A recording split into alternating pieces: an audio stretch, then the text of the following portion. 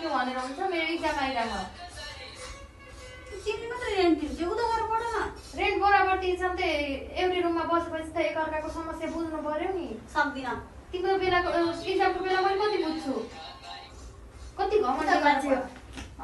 उता गएर पढ्दिन तिमीसँग त म किन बसेछु भन्ने भइरहेको अहिले मलाई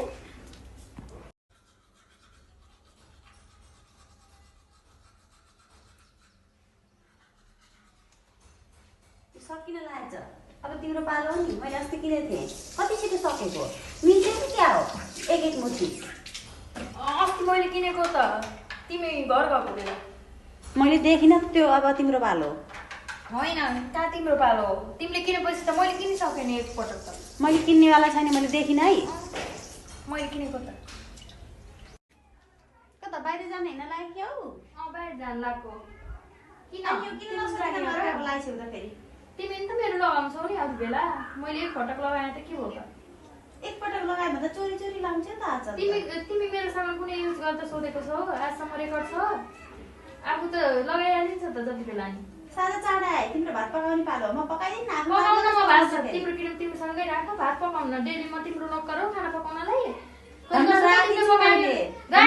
पनि बराबर रेन्ट तिरेछु पहिला कोठा मैले लिएको रेन्ट तिर्दैन हुँदैन कोठा लिए भन्दैमा घमण्ड नगरेर जाऊ कोठा मैले नि पाइहाल्छु धेरै चोर्ती कुर्ती खोजाउन मात्रै म तिमीसँग बसेछु भने त एक दिन बस्दिन दुई दिन बस्दिन तिमी जाऊ बस्नु छैन मलाई तिमीसँग बस्न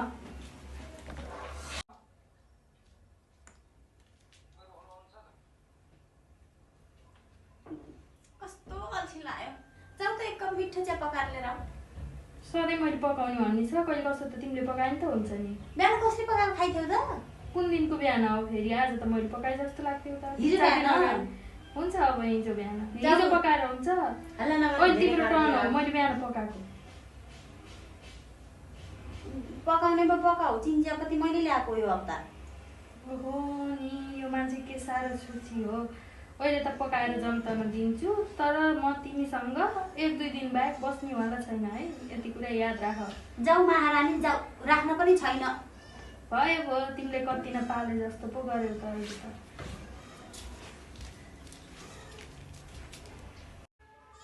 पहिला त सोझी छेउ नै राखेको आजकल कति चोखाले हो के हो मुख चलाउँछ जत्थेलाई नि